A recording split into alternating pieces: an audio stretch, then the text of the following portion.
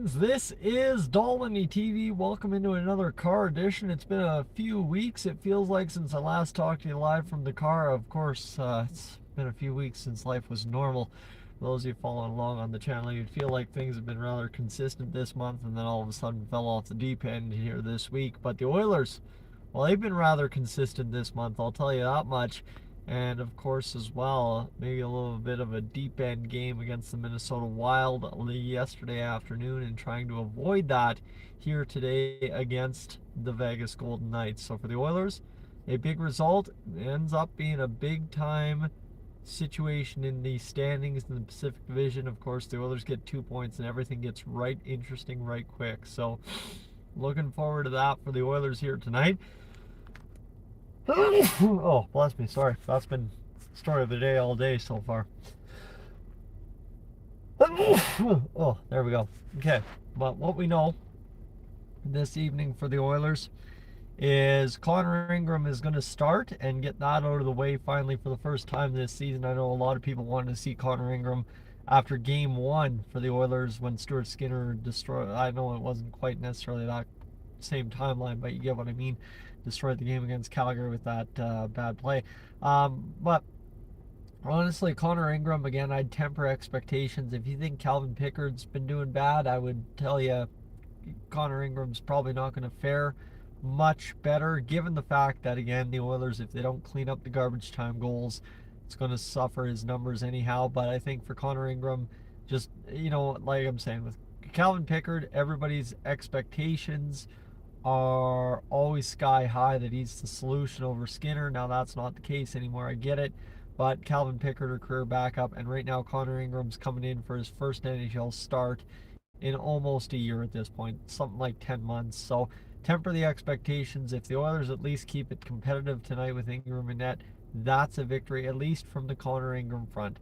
Now that said, Josh Roslovic is getting activated from the LTIR. Connor Clattenburg is getting moved to the LTIR, and then Quinn Hudson is getting assigned to the AHL today. So the Oilers, for the first time all season, will have McDavid, Draisaitl, Hyman, Nugent Hopkins, and Jack Roslovic in why did I say Josh? I don't know. Jack Roslovic in the lineup here. It was a late night, okay? It was a late Saturday night. But yeah, so for the Oilers, I think it's just what it comes down to is maybe this is, for the first time all year, the scoring power that the Oilers know they have had in the wings waiting all season to use is now available to them. A game against the Vegas Golden Knights, which is very important, with a guy that's untested this season at the NHL level stepping in for a start. I think there's a lot, for the Oilers outside of Connor Ingram to really get excited about for tonight's hockey game. Like I said, what it means for the standings is absolutely important, and what it means just kind of stacking up against the best in class in the Western Conference. I know everybody's been harping in the comments section, the Oilers only beat teams below them. I get that, but again, on a given night, you can only beat who you're playing. I know it doesn't benefit my argument when they lose to the Minnesota Wild, but you kind of understand. You got to try and rack up as many wins to get into the playoffs as you can. I don't care if they all come against Buffalo and the Toronto Maple Leafs and, whoever's bottom of the Western Conference, Chicago, or whoever's down there at this given day. But you get it, right? Is tonight against the Vegas Golden Knights, you're chasing down first in the Pacific with this 6-2-1 stretch we've been on the last 9 games or whatever it is. It just kind of comes down to, this is a really good game to show up for, really good game to support your goaltender, who's going to need all the help he can get. And that's not a strike on Connor Ingram. That's just, again, I'm tempering my expectations, because I think the casual fan always seems to expect we got a new guy in net, surely he's better than what we got, he's going to get a shutout or something silly. So I just, again, if the Oilers show up, score a bunch of goals, prevent a few goals against, block some shots, and just stay steady on the defensive side of the game tonight, that will be an absolute win, right? If you're winning 6-2, 4-3, something like anywhere in between those two numbers is going to be an absolute win this evening for big 2 points. Of course, tonight, unfortunately, you need to avoid overtime because you're playing a Pacific Division opponent, so just gotta win this one in regulation is what that truly comes down to for the Edmonton Oilers and the Vegas Golden Knights tonight. Even on the Vegas Golden Knights side, right? For them, they are not looking to scratch and claw.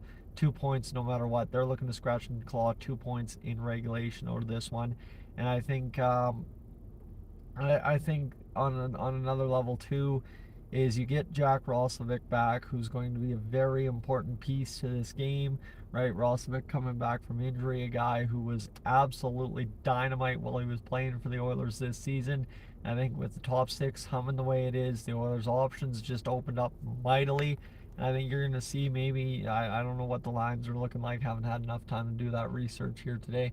But however the lines and everything shakes out for the Oilers tonight, really it just adds depth and a whole different dimension to this Oilers lineup than we had just a game ago against the Minnesota Wild.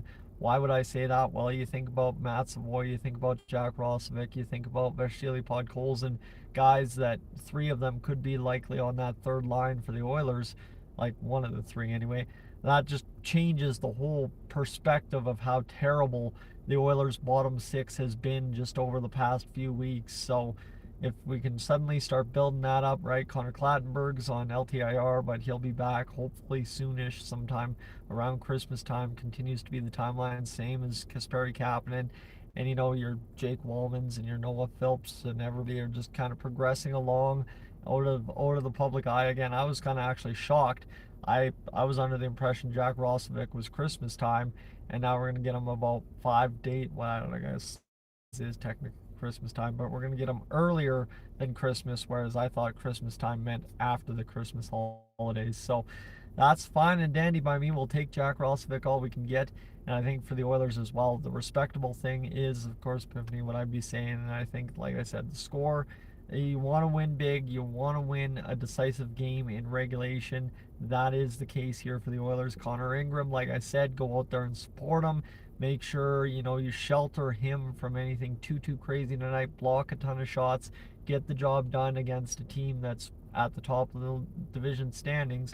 And then as well for the Oilers, just, get contributions up and down the lineup. And that doesn't need to be points, but the Oilers, tonight, if a depth guy like Frederick or somebody wants to throw the gloves down and throw some hands, that'd be great. If the defense wants to get in there and, just make some good plays and lead to some offensive breakouts, even if the other team touches the puck before we score, who cares? Just really put it all together tonight and get the job done against the Vegas Golden Knights. I would go a country mile for how important it would be for the Edmonton Oilers in terms of just getting into this Christmas holiday with the standings kind of where they are after what has been an absolute insane asylum of trying to understand what this first few months of the season has been for the Edmonton Oilers. Now, Quinn Hudson, I want to close up on Quinn Hudson. Like I said, he's been assigned to the AHL, the Condors' leading goal scorer right now. He's been absolutely electric at the AHL level. Scored his first NHL goal for us. We knew his time with us would be brief, short, and just a trial period. Reward a guy for a really good stretch, and of course, give a guy some time to play in the NHL in a situation where the Oilers needed a guy like that. And of course, Quinn Hudson delivered, and I think he looked even that much better at the NHL level than he has at the AHL level compared to what he looked like at the NHL level last year. And Quinn Hudson will go down there after what was a really fun weekend for the Bakersfield Condors so far. He'll go down there and try and impress some more. And then I think, the next call-up's likely going to be Ike Howard, almost certainly the way he's playing down there. The development continues to be. So if the Oilers lose, a Podkolzin or a Savoy, that will be where we're at. And give me just a second here, friends. I think I got to head out of here. So that'll wrap it up here for the live stream. Thank you so much, Works calling. So again, the stripes are on. So for right now, I'm going to head on out of here. Enjoy yourself a great evening of hockey. This Dolynny TV, I'm up on out of here.